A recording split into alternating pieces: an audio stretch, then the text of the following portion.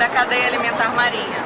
Então, desde os invertebrados bentônicos, peixes, tartarugas, aves marinhas e até mesmo os mamíferos, eles estão suscetíveis a ingerirem esses fragmentos. Podem provocar morte, sim, em eventos extremos. Isso vai depender da quantidade de plástico ingerido, da frequência com que esse plástico é ingerido e se esse plástico está levando junto com ele para dentro do trato intestinal do animal algum tipo de contaminante orgânico ou inorgânico associado.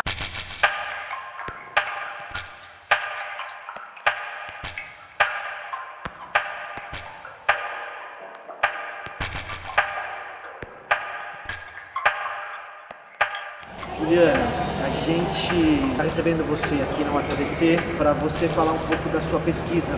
Você é uma doutora em oceanografia, você pesquisa o lixo marinho, já realizou parte da sua pesquisa na Antártica.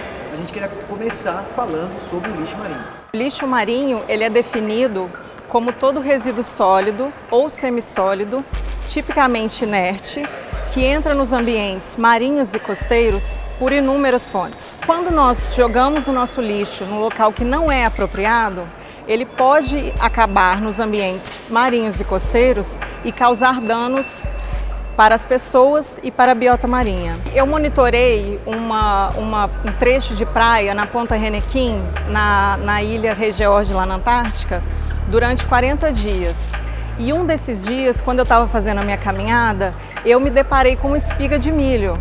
Então, quer dizer, a espiga de milho, ela não é um polímero, não é um plástico, e no ambiente ele ia acabar, né, se reintegrando como matéria orgânica. Eu achei muito surreal encontrar uma espiga de milho. Já estava comida, quer dizer, era só a espiga mesmo do milho, num ambiente tão remoto como a Antártica. Então é um bom exemplo também de lixo marinho. Só sabendo de onde o lixo vem, você tem como minimizar o impacto que ele causa. Estudar as fontes é uma questão complexa, envolve inúmeras variáveis.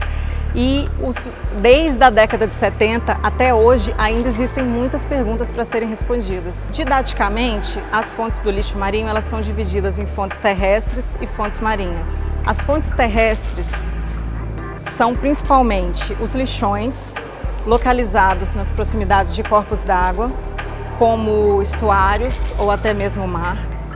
Os rios, considerando toda a sua bacia de drenagem.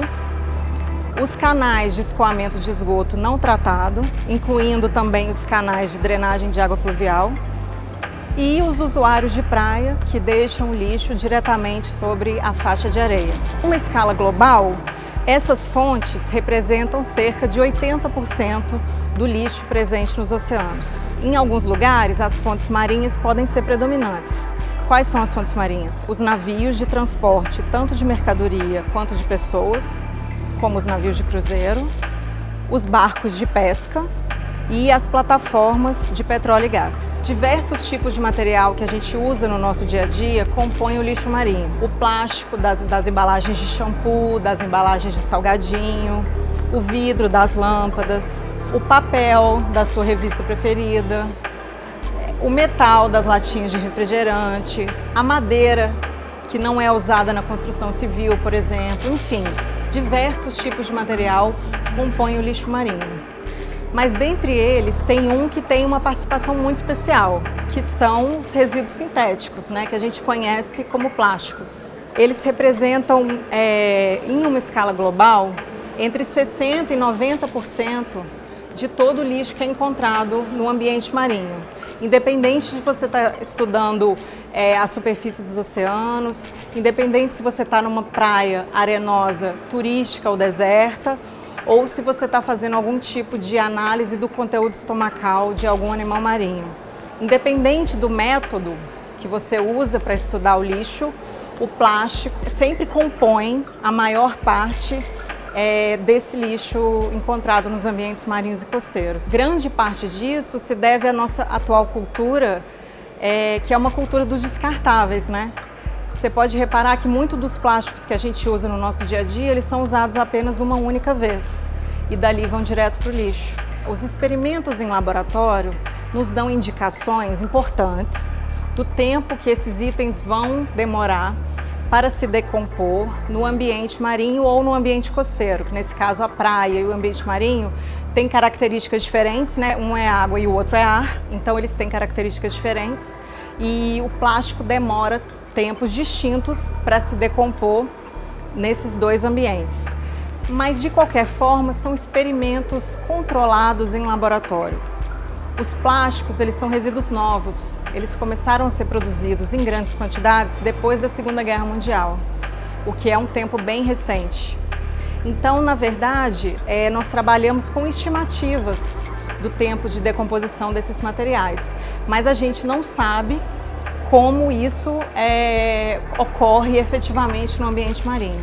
Os macroplásticos, né, que a gente chama, que são aqueles itens que são visíveis a olho nu e são os itens que a gente está mais acostumado a ver, eles podem causar danos sérios, tanto para as pessoas quanto para os animais marinhos. Nesse caso do rio, os animais que vivem no rio também estão sujeitos a esse tipo de impacto. Mas eu vou tratar aqui como animais marinhos de uma forma geral, porque inevitavelmente o rio vai parar no mar e o lixo vai junto com ele. Então, alguns dos impactos que a gente estuda são, por exemplo, o aprisionamento de animais marinhos.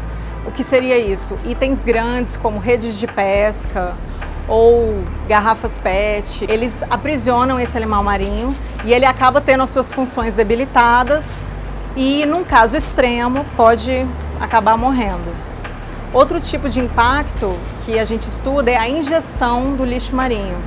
Então, nesse caso, a ingestão ela pode ocorrer tanto de forma proposital, quando o animal ingere aquele item, né, achando que ele estava ingerindo um item da alimentação dele, convencional, ou de forma intencional, quando ele ingere o plástico ou juntamente com o seu alimento, ou esse plástico está disperso na água do mar e ele acaba ingerindo esse plástico por filtração, por exemplo, né?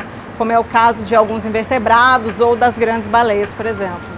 Então, esses são dois tipos bastante diferentes de impacto, mas que são muito estudados e são muito comuns na literatura específica. Estão incluídos todos os animais da teia trófica marinha, né? Desde os invertebrados bentônicos, as tartarugas, os peixes, as grandes baleias, como eu disse, até os tubarões. Todos são suscetíveis a esse tipo de impacto.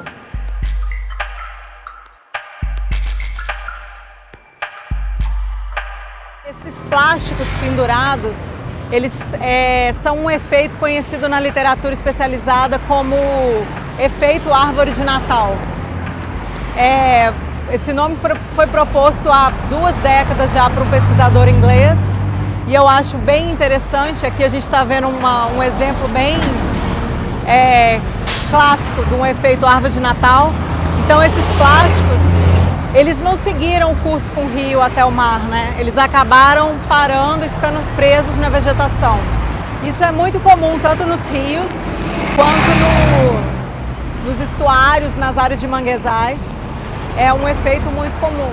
Essas sacolas plásticas, por exemplo, elas são bastante conhecidas pelo público em geral, pelo seu impacto com as tartarugas, né? As tartarugas se alimentam principalmente de quinidários gelatinosos, né? Que são animais marinhos. E no ambiente marinho, pensa-se, os pesquisadores acreditam que as tartarugas possam confundir esses quinidários com as sacolas plásticas. Eles lembram muito, o plástico tem muito essa coisa do mimetismo. Então, é uma hipótese, ainda não foi estudada a fundo, mas vem sendo estudada por pesquisadores de forma independente em várias partes do mundo, que essas tartarugas elas se alimentem do plástico pela essa semelhança com o seu alimento. Outro tipo de alimento também, né, são os prados de algas marinhas. Existem espécies de tartarugas que são vegetarianas, né, comem algas. Então essas algas também no ambiente marinho podem ficar semelhantes aos plásticos. É um outro tipo de impacto que esse lixo pode causar. E os microplásticos, eles têm uma participação muito especial nisso, porque quanto menor o tamanho do plástico, né, à medida que ele vai se fragmentando no ambiente marinho, a possibilidade de ser ingerido por um número maior de organismos aumenta. Ou seja, uma sacola plástica ela pode ser ingerida por uma tartaruga marinha, por exemplo, mas quando ela vai se fragmentando em pedacinhos cada vez menores de plástico, ela vai podendo ser ingerida pelos peixes, por uma gama enorme de invertebrados, como os caranguejos, as lagostas, por exemplo. À medida que elas se fragmentam em pedaços menores ainda, elas podem ser ingeridas inclusive pelo plâncton, né? Que são animais que, assim como os microplásticos, a gente não consegue identificar a olho nu. Nesse rio, a gente pode ver os itens grandes, né? Que chamam a atenção, que chocam, mas possivelmente o problema é muito maior com os itens que são pequenos, que a gente chama, né, na literatura de microplásticos. Então, para falar um pouquinho desses microplásticos, eu acho que a gente podia ir até o laboratório e lá eu posso mostrar para vocês mais de pertinho o tamanho desse problema.